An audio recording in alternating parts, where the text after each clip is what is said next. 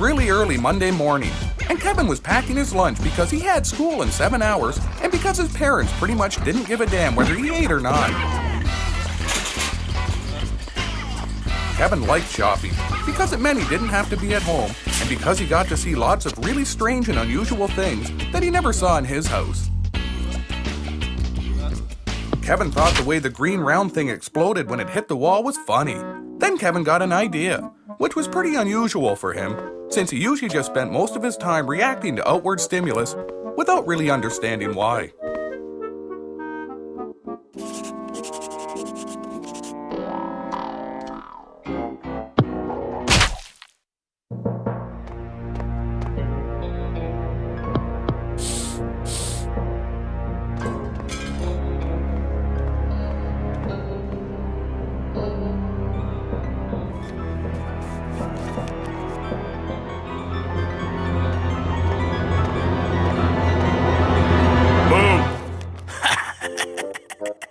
Made you drop your porno. Chalk one up for the old man, broken head. The hell are you reading anyway, boy? Hardcore amateur fatties? Jesus H, what the hell's wrong with you? All them fine pornos up there and you pick one full of women what look like your old lady. That ain't the point of nudie magazines, idiot. Here, sit down. I think it's time you and Daddy had a little talk.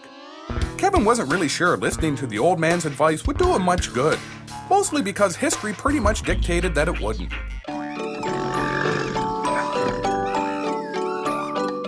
I bet if you poke it with a stick, you'll do magic trick.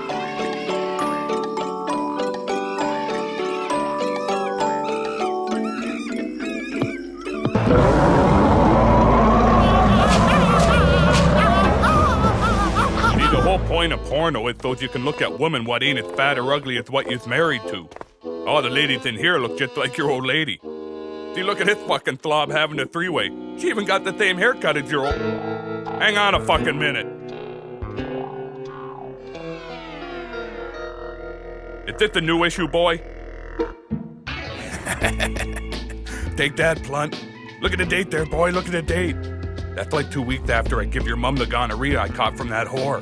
Remember that, boy? The night Mommy and Daddy had to fight because Daddy gave her a sex disease?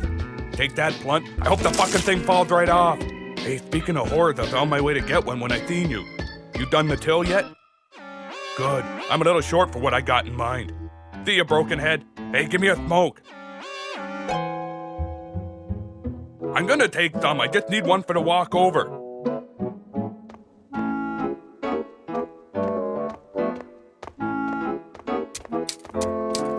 Hey!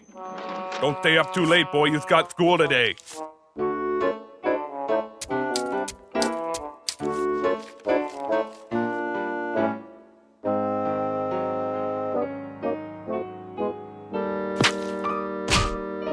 Have fun in the joint, lunatic.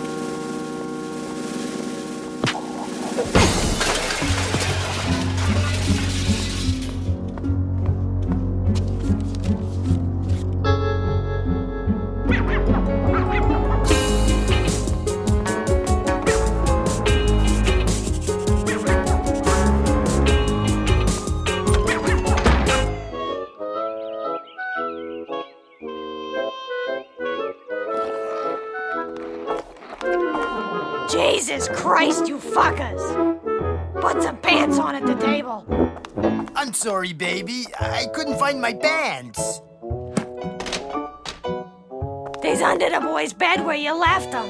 Remember? We done it in his room yesterday so he wouldn't wake up Joe the mailman. Hey, speaking of doing it, Ain't got no time, baby. Poisey gets parole today. He's gonna be home any minute.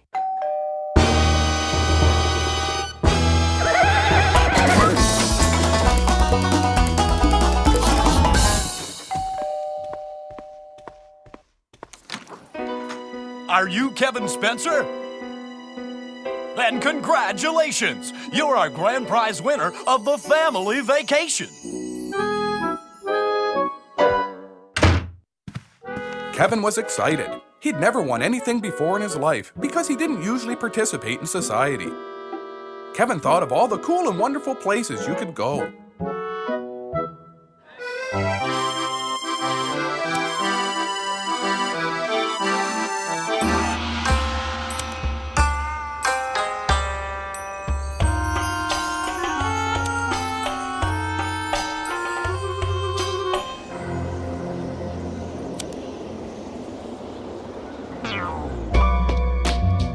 more Kevin thought about it, the more he realized that a family vacation wouldn't be much fun if he had to spend it with his parents. So he decided not to tell them and find some other people to take with him. For the last time, you can't go to Jupiter. Pick somewhere else.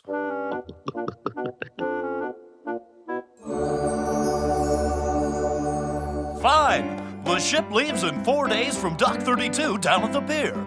You and a maximum of 3 other family members can go. Kevin made a mistake and got to the pier early, so he decided to go back home and wait instead because he was cold. Oh, yes. Oh. Grab a brewski, boy. Daddy's home and we celebrating. Hey, boy, bring one for the old man, too. Jesus, he still drifts off, eh? Oh, yeah. He stood in the corner of the kitchen the other day for 7 straight hours. Jesus, we laughed. Who's we? Charlie come over to see how I was getting along on my own. Oh, I bet that's what he was looking for. I suppose the mailman was with him, too.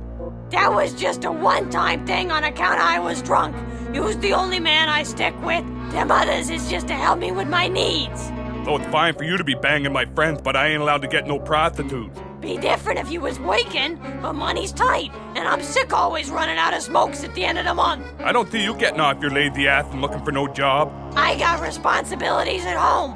The boy ain't gonna raise himself, asshole. He's old enough, he should be working. He's got even less job skills than you got. And I ain't got none at all. Let's rock the house, fat man. It was the day before the big cruise, and Kevin was all packed and just about as excited as a sociopath can be. He decided not to tell his family about the cruise because he hated them and wanted to bring along some people that he liked. Unfortunately, all the people Kevin liked said no, because they didn't know him or were really afraid of him. I see you got some smokes there, kid. You interested in trading some for a few pulls on a bottle of hooch? Kevin liked the idea of getting drunk with transients, so he said yes. My friends call me DW on account of my tapeworm.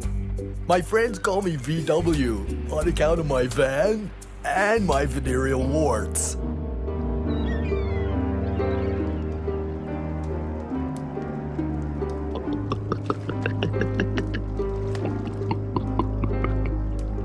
God damn, that burnt some going down.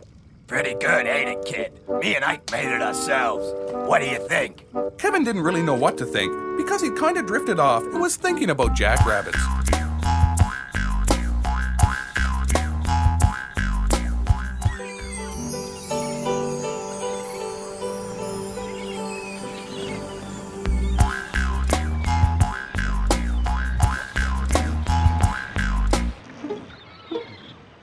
The big day had finally arrived, and Kevin was excited. Kevin really wanted to get on the boat and go to sleep, so he figured he'd better hurry up and rob Ike and Mo before they woke up. Oh, Kevin! Come out, wherever you are. Alan wants to play.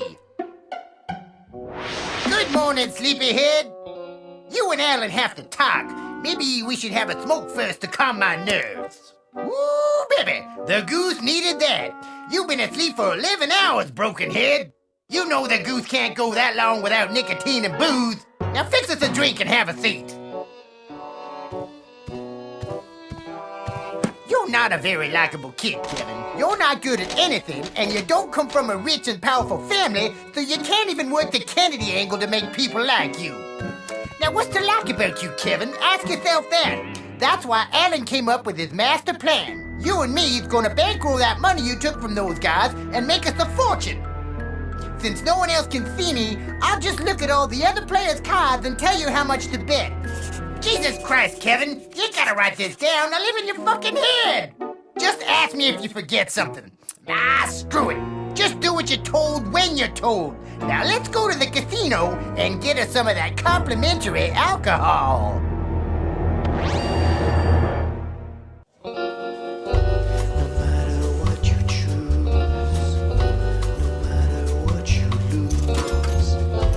It's just another day. Again you lose your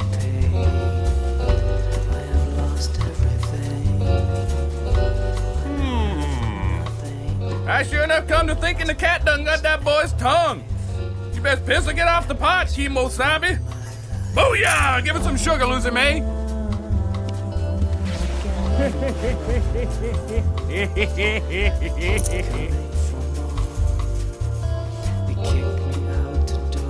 I think it's your move, Earl. Put a lid on her, Lucy May, if I wanted to hear you blabbering, I'd have bought you some teeth instead of them titties.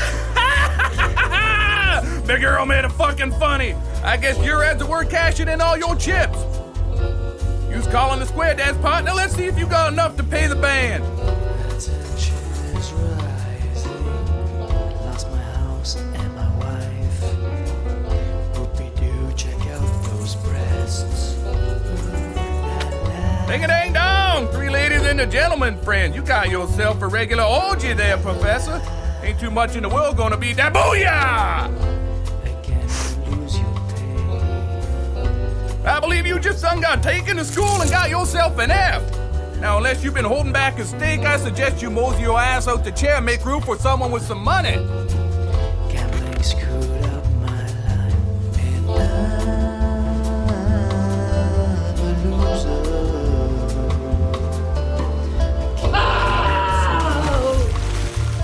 They kicked me out the door. You ain't gotta take that, boy. You ought to learn that. Oh, Jesus, it's her. Forget I said anything, lunatic. It was the widow Colson who lived around the corner from Kevin. Kevin was afraid of her because she was the only person he had ever met who was crazier than he was, and because her years of old age had given her a drug tolerance even higher than Kevin's. Who's stealing? Now hold up, little lady. We got what you might call a gentleman's game going on here. Mightn't you fare a bit more on the side of common sense if you just watch? I ain't taking no guff from you, fatty. Just because I'm a senior citizen doesn't mean I'm gonna let you push me around. Well, if you're so high in equality, what say we raise the minimum, see if we can't make this game here a little more interesting than a pussycat with 2 assholes. Harry Houdini tried that number with me. He got me drunk and tried to French kiss me, so I killed him. How's 500 a game grab you? That's fine. That's too rich for my blood. Thank you very much. You're wonderful. Hold up, sonny boy. This here's a game for A-dogs. Kevin told Earl that he was just small for his age because he'd been smoking 2 packs a day since he was 7. Ding-a-dang-dong. Alrighty then. How's about we make this a regular old hand of straight poker? 1 draw, nothing wild except me in the bedroom. You're disgusting. Who'd want to sleep with you anyway? You're fat. Deal the cards before my medication kicks in and I can't focus.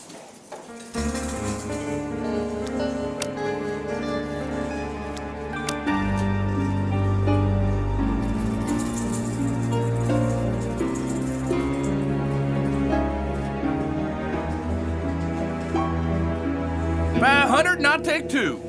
I'm in. 3. I'll see your 5, raise you 2, and give me 4 cards. I thought this was supposed to be a friendly game. I'm not having any fun. I don't imagine you would looking like that. Here's $20. Go get your teeth fixed, you limey faggot. I'll see you 200 and call. I'm gone. Ah, diddly-dee. Looks like we's down to a menage a trois. What say we drop our pants, see who got the cleanest bum? Big Earl's in for 2 pair, Jack's over 8 with a bullet on the outside. Mister, playing with you is more fun than playing with myself, and you're looking at a man who enjoys taking the crotch poodle out for walkies. He can't leave it alone, not at all. Well, little lady, time to check your bags at customs.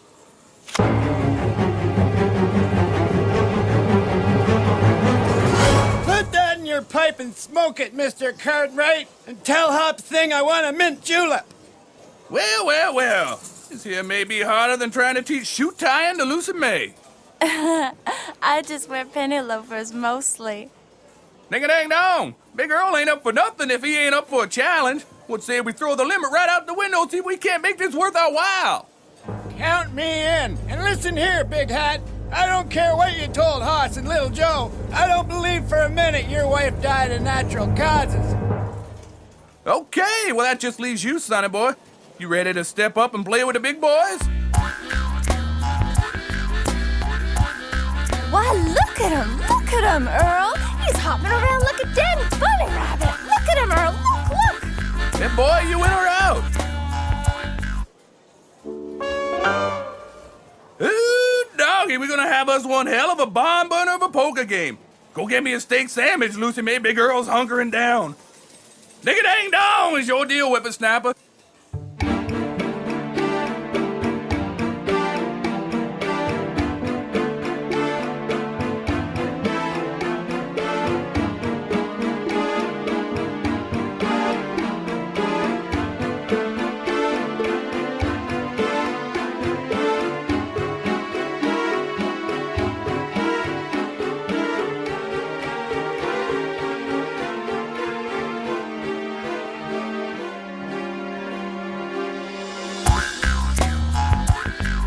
I'm supposing that boy might just done ate some loco weed behind all our backs. You in or out, Hoppy?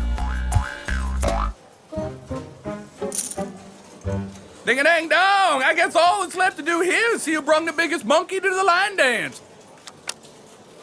Full house. Where the hell's Hop Sing with my drink? Your turn in the spotlight, sunshine.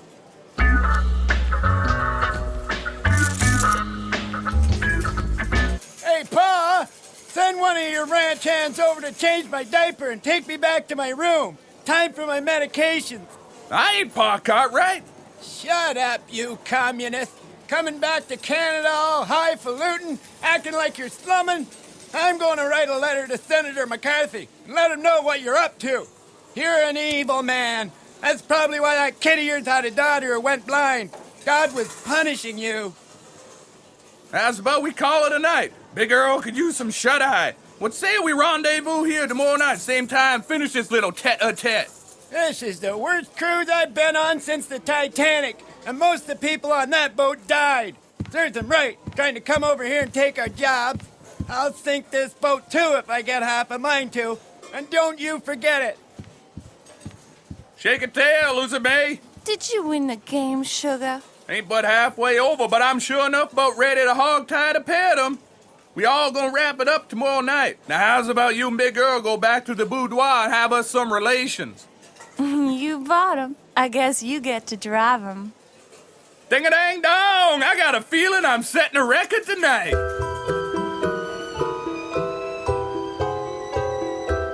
Kevin didn't feel like going back to his cabin because he didn't want to be alone. He sure wished he had a friend or someone to talk to, but since he didn't, he figured he'd throw everything he could pick up over the railing because he thought destroying other people's property was funny and it always made him feel better about himself. Then the cough syrup kicked in and Kevin blacked out.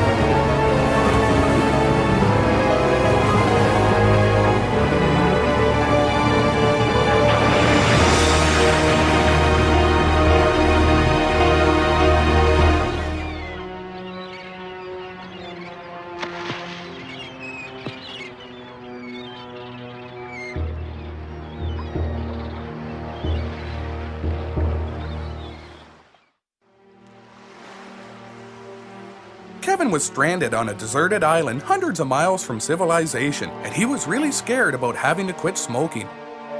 Kevin knew he should start a fire to keep warm and try and stay alive, but starting fires for survival instead of fun seemed a lot like work to Kevin.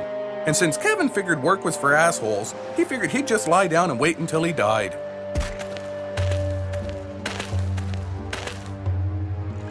Kevin was almost dead when the castaway man found him.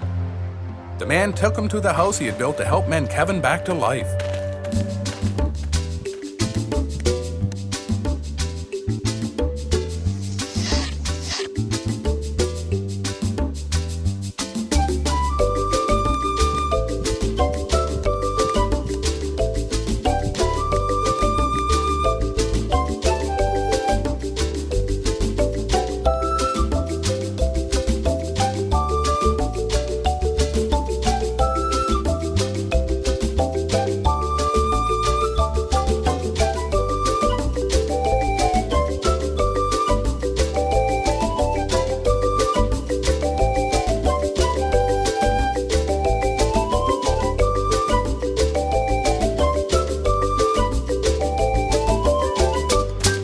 day came when Kevin was back to his old self. Even better because Kevin hadn't had a cigarette or a drink in over 2 months.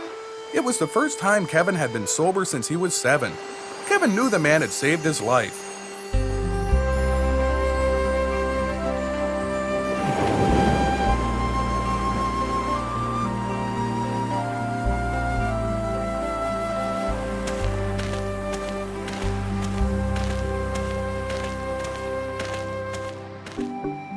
Then one day the man accidentally stepped on Kevin's hat. Kevin figured he didn't have to take that, so he decided to learn the ignorant son of a bitch a thing or two and hit him over the head with a shank of lumber. Kevin figured that ought to straighten things out.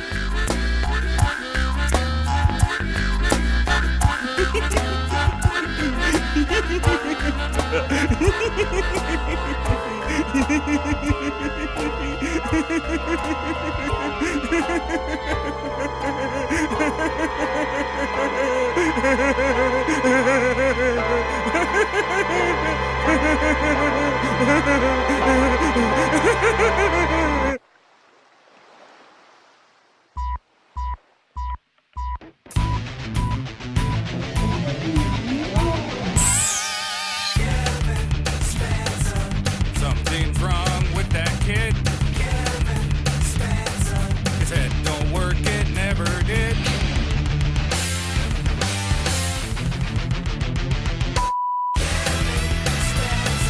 You better not cross his path. He's a chain-smoking alcoholic sociopath. Shut up, you communist!